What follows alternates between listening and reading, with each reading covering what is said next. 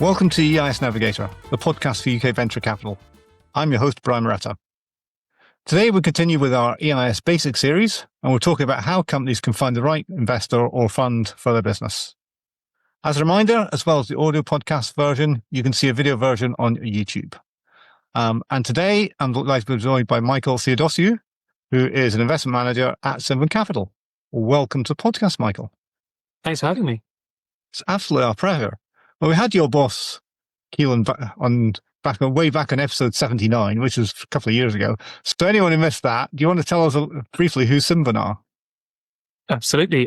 So Symvan Capital are an award-winning SEIS and EIS fund manager. We've been going since 2014 was when the first fund launched, although was in a previous incarnation before that. We are growth technology specialists with a particular focus on business-to-business software. And I suppose in terms of our investment strategy and ethos, we have been described as a boutique firm in that we keep our portfolio pretty small and we try to be quite hands-on investors with all our companies. Excellent. So I say you've been raising funds and investing for a decade now. So you've seen quite a few companies coming to you in all sorts of stages. So you're probably well placed that, so we're going to ask this question about how a company chooses the right EIS or VCT manager. And I suppose there's probably a question we should ask before that is, how do companies approach that? Yeah, I think it's a question that founders absolutely should ask themselves. I think there's a danger of maybe falling prey to this idea that the securing of venture capital funding is sort of a goal in and of itself and it deserves a sort of pat on the back, but it's not necessarily the right option for everyone or not necessarily at that particular moment in time for a company. So I think the very first step in terms of preparing for this is having a real serious think about what it is that you want to achieve. The funding conversation should be a means rather than an end. What do I want to achieve in the business? What capital do I need to make that happen? And therefore, how do I go about bringing that in to allow me to hit the targets that I want to hit? Like I say, rather than it just being an end in and of itself. So that really requires a founder or a founding team to sit down and engage with that question of what it is that they want to achieve. And do they need to bring in external investment? And if so, does it need to be from a VC? I think there is something to be said. Maybe I shouldn't be saying this as a VC, but I think there is a lot to be said for bootstrapping on occasion.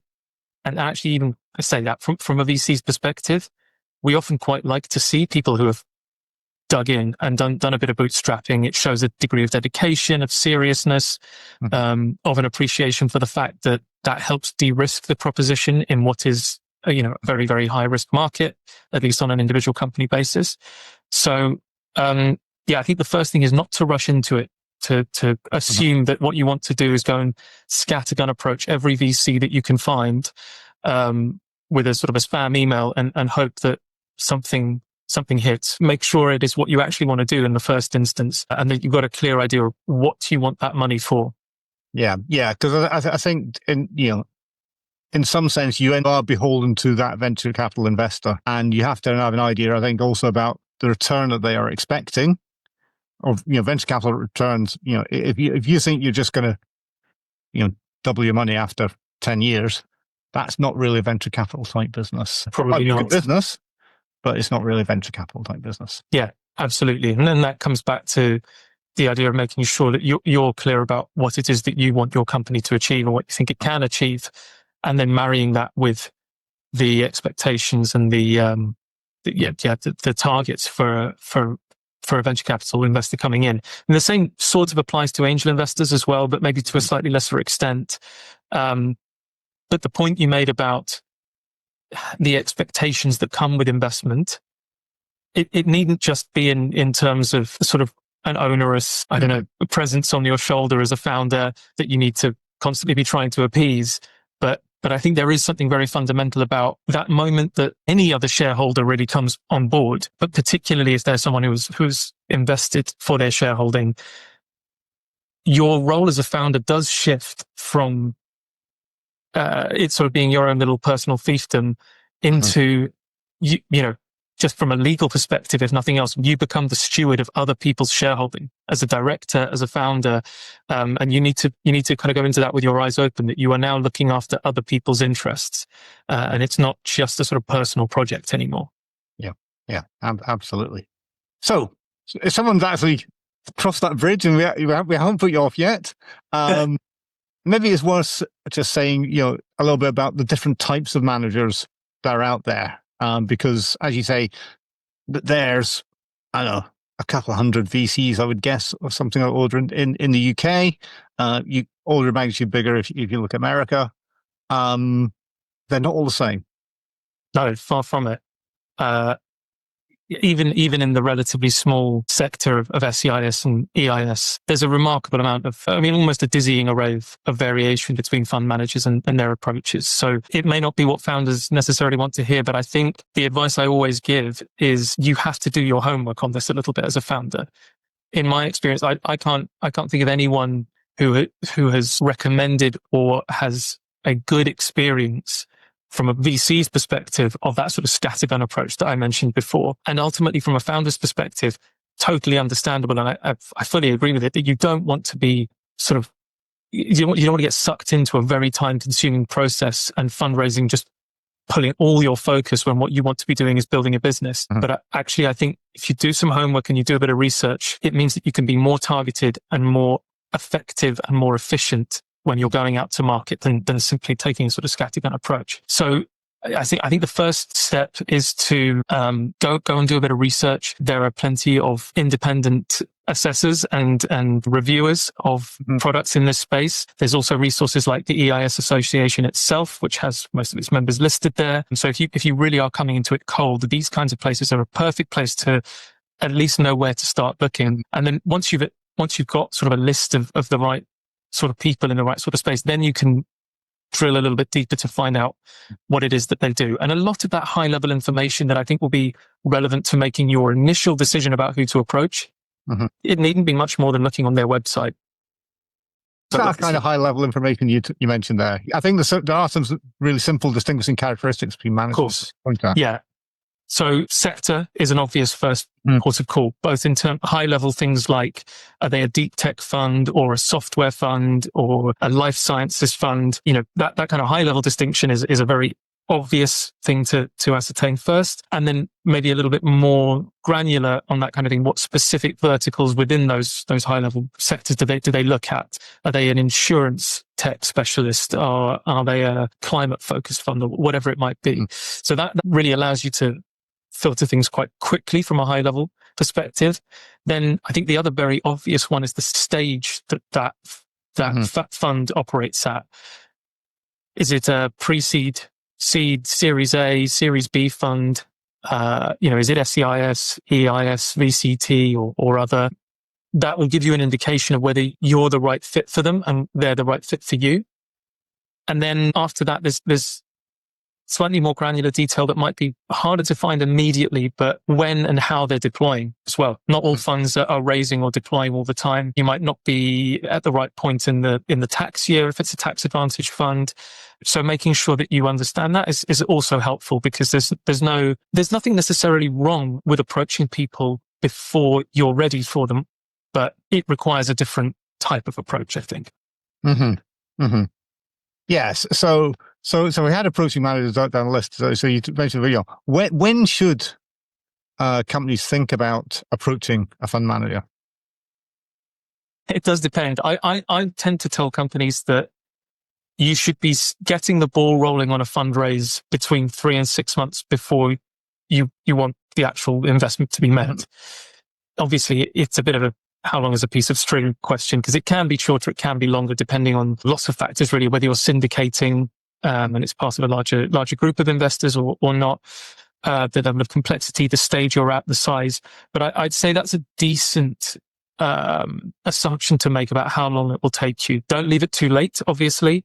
And certainly you don't want to be fundraising when your back is too up against the wall.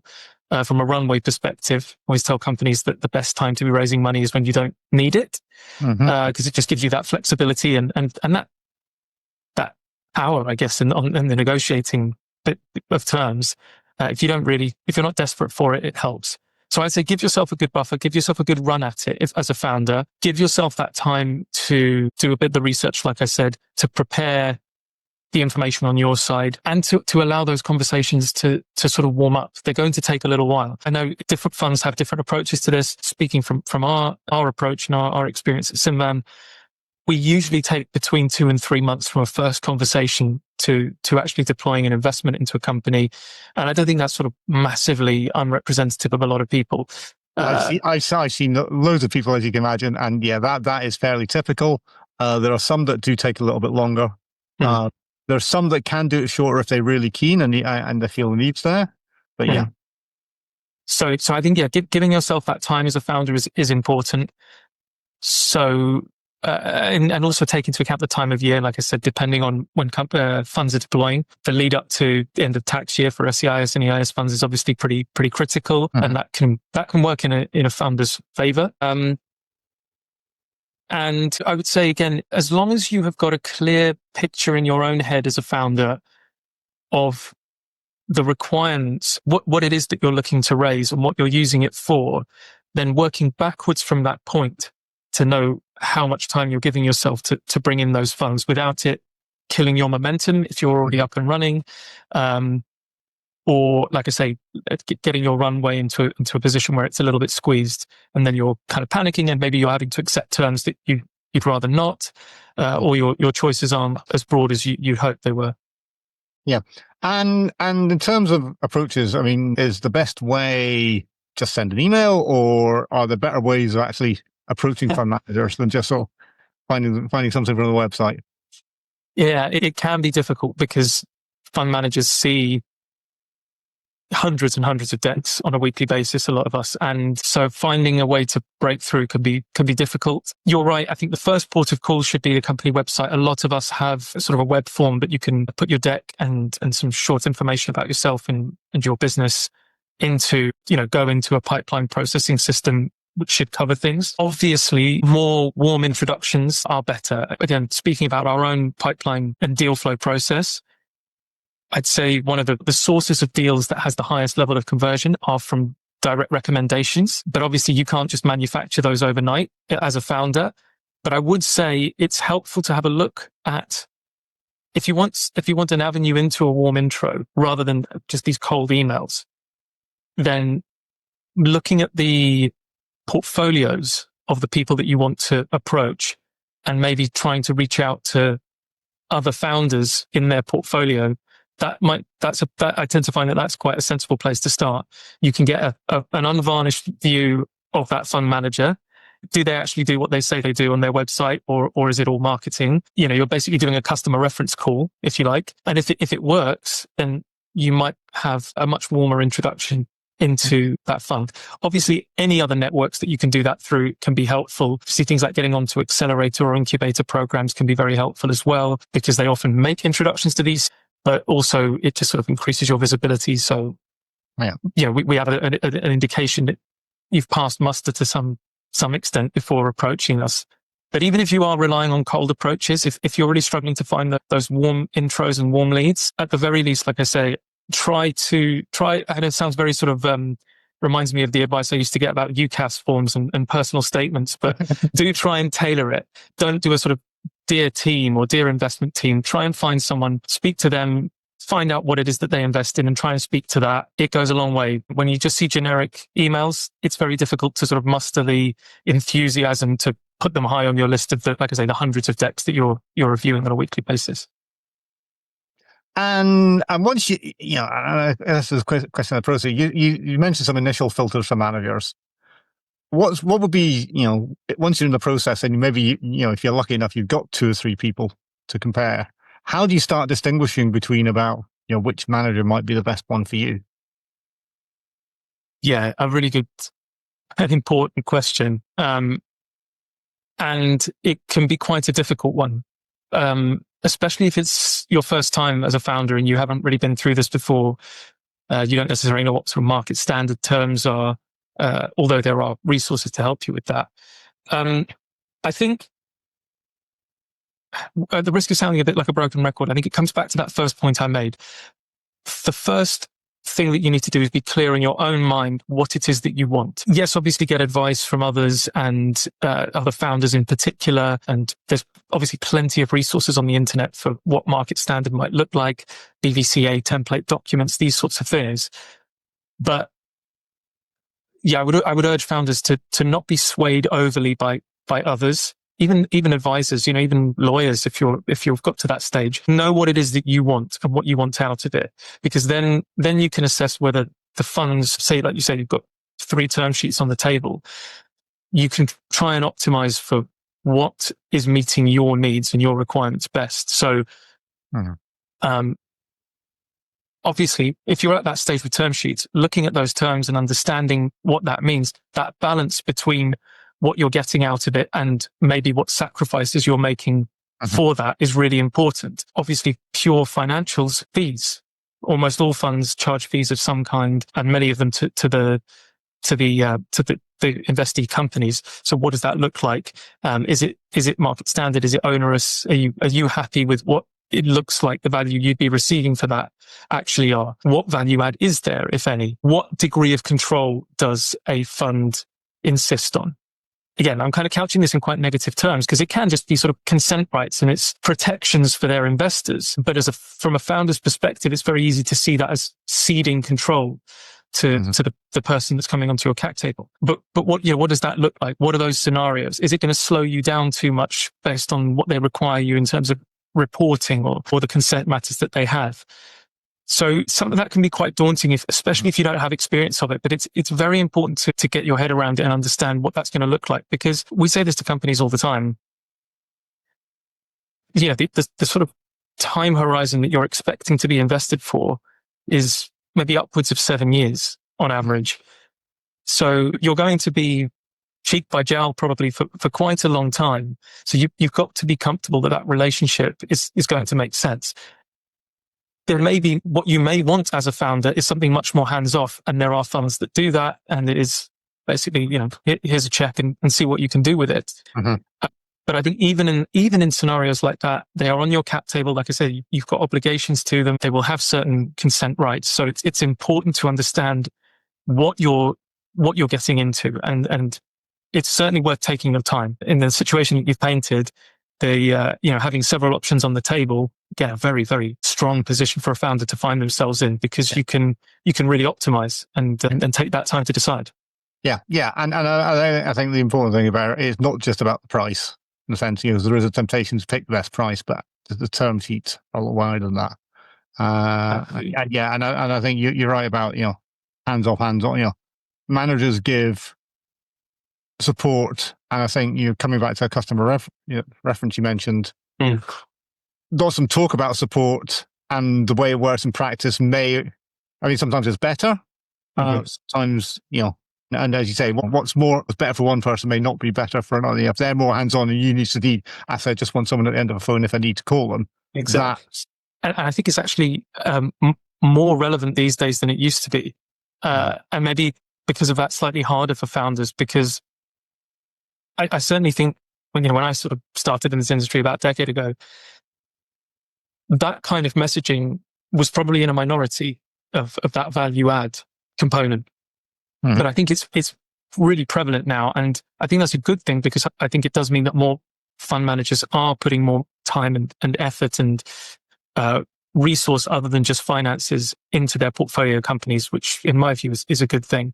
But it does mean that when from a founder's perspective who's trying to assess the market in the way that we've been discussing, a lot of the time it can all look like much of a muchness. And like you say, some people may talk the talk without walking the walk, or so trying to get under the skin of that is really important. Really important.